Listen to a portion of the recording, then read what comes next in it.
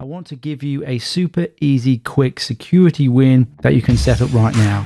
A small practical exercise before we dig into the theory, so you have an immediate security capability to detect malware and hackers that you can set up in about 10 minutes and you don't even have to install anything. This way, if you forget to do the rest of the course, at least you'll have got some security capability out of it. So here goes. Wouldn't it be cool if we could set up security tripwires to tell us if someone or something was poking around in our files, on our laptop, on our phone, tablet, in our email and on our online accounts, basically everywhere? Wouldn't it be good if we could have some tripwires that alerted us when somebody was doing things that we don't want them to do? Well, we can set those things up. So let me show you how to set these security tripwires using a service called Canary Tokens that I have made available just for you guys on this course, so you can have some quick and easy security wins. So if you make your way to www.stationx.net/canarytokens/, you can follow along with what I'm doing and create your own tokens at the same time. So here we have our little canary friend and his token.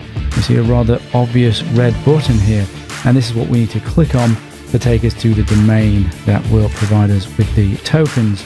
So here we are. This is a domain here that will rotate, so don't worry about what that is at the moment. So here we are. This is the main thing that you need to interact with, and I'm going to show you 5 different ways of setting up traps. These traps are also called tokens or canary tokens. And we're going to keep it simple at the early stages of this course. So first thing we need to do is we need to put in an email address. Now this is the email address which you want to get sent alerts to. So this needs to be an email address that you monitor, i.e. it's like the email address that you have on your phone or something like that, so that you get notified immediately when there's a security problem. You don't want to set up a secondary email address that you never look at. That's pointless. It has to be an email address that you monitor. Even if you set up a new email address, as long as it's one that you monitor. So let me put one in here. So that's the email address I want to get sent alerts to. And then I need to put in here some sort of comment that lets me know which token, which trap has been triggered. So I'm going to put Word document in password folder on laptop. That's going to make more sense in a second. Ignore all this for now, just have it on DNS and HTTPS and generate token. And if we go down here, the first one that I want you to look at is the MS Word token or trap. So what this has done is this has generated a unique Word document for you that we can download. So I'll give you a demo of it. So we'll download that now. And if you see this here, this is the Word document that we've just downloaded. Now if I click on that, and that's just opened up there, you can see a little timer's going on there in the background. Now you see there, we've been alerted. Now anytime anyone opens this document, you're going to get alerted. It's a little trap.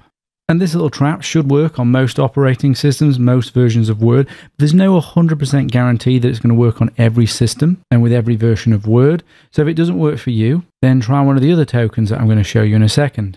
So let me close that. Now I've created another example here. You can change the file name of this document, by the way, to anything that you like. Make it enticing for someone to click on. If I open this one a second. Just open this fully. Now in this one, I put valuable and juicy information in it that a hacker or other type of threat would be interested in finding. PayPal, usernames and passwords, stock trading information, social media accounts, etc., etc. Those are the sort of things that a threat is going to be searching for. If he's on your laptop, your device, your phone, within your email, he's going to be searching for keywords. And if you want an idea of the sort of things that you want to put in these traps, then I've put some examples here. You can see personal information, financial information, file hosting accounts. And if we go further down here, I provided an example file. I don't want you just to copy this, but you can use it as just an example of the sort of information. You can see social security numbers, credit card details. I've put them in the right sorts of formats, Bitcoin wallet IDs. You get the idea.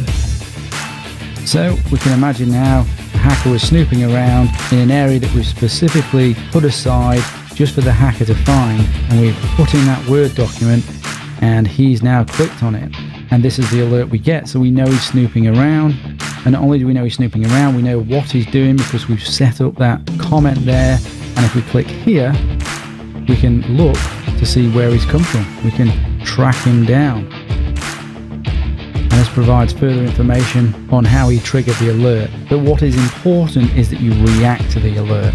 And later on in the course, we're going to talk more about response and recovery strategies as you get through to the more advanced sections. And if we look at the second type of token that we can create or trap, a PDF. So we can download this PDF version, and it works pretty much exactly the same as a Word document. We open this PDF document and we will get alerted that someone has opened it. And boom, there we go. Another alert, PDF trap. So I think you're getting the idea now. So you want to sprinkle as many of these tokens, these traps, throughout your laptop, your phone, your tablet, in your email, on your online accounts. So for example, you could put it in your Dropbox, and maybe the staff at Dropbox are looking through your documents. They open the Word document, boom, you know someone's snooping in there. And as I say, they need to be interesting, enticing, and valuable. And you can get that sort of information from here. Now let me show you another sneaky way of setting up a trap. Fake email of passwords number 1. Oh, by the way, if you put it on that one, you'll get more information in the alert about who the hacker was with this type of trap I'm about to set up now. So choose that one. So generate.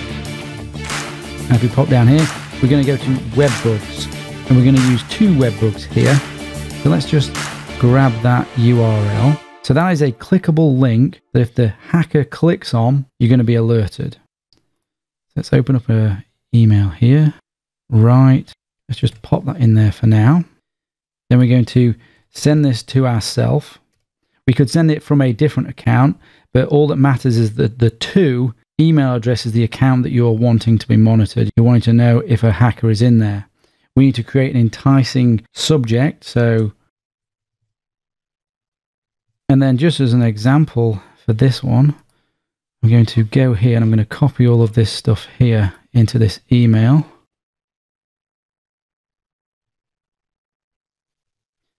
Obviously, you're going to put your own sort of information in here, things related to you. So you notice I've just taken that link there. Now I'm putting that link here. I can actually change this to anything that I want. After this, here, I can change this to whatever I want. So I can put login, if I want, .html. And see what I'm doing is I'm creating an enticement here by private file store, backup of everything, username and password. So if the person opens this email and then clicks on this link, it will trigger the alert. But we're going to do something even more tricky here, because we want to definitely catch this hacker. So within Thunderbird, there is a feature by which you can insert a link to an image. Now we don't want to attach an image, we want to insert a link to an image. So if we go and insert an image, and we unclick this, so we don't want it to attach, we go on there, and then we can put image.gif, and you see we're already alerted. That's how quick this service is. And we do not want to use any alternative text. Add that there, and you'll see you can't see that image because that is a 1x1 pixel invisible GIF. And let me show you how this works. So we're going to send that to ourselves. So there we go. That's our little trap there.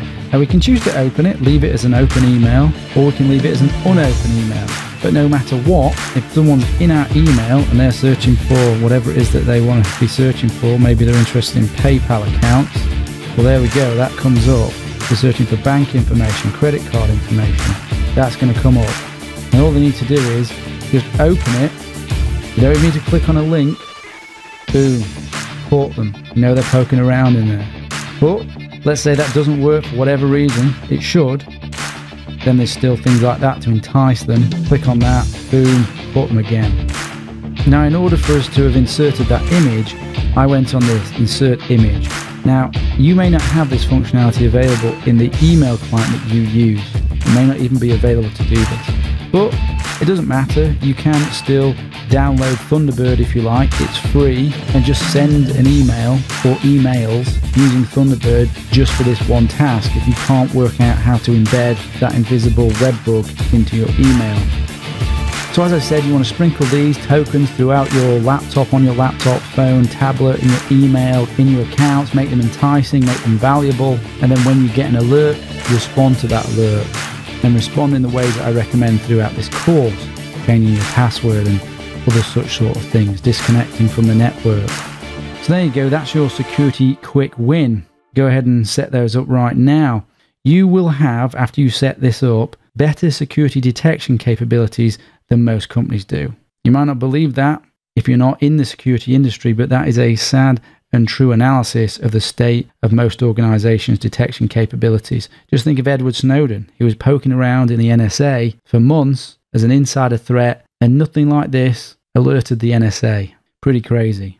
Later on in the course, we will discuss canary tokens at a more advanced level. When you get there, we'll understand more about how they work, and we'll understand about the importance of detection controls, which these are, versus preventative controls, which are used to stop the hacker getting in the first place. But preventative controls are very important. We use a defense in-depth approach, all of which we're going to go into. So hope that was fun. So now let's dig into the theory and the basics and start our journey into cybersecurity.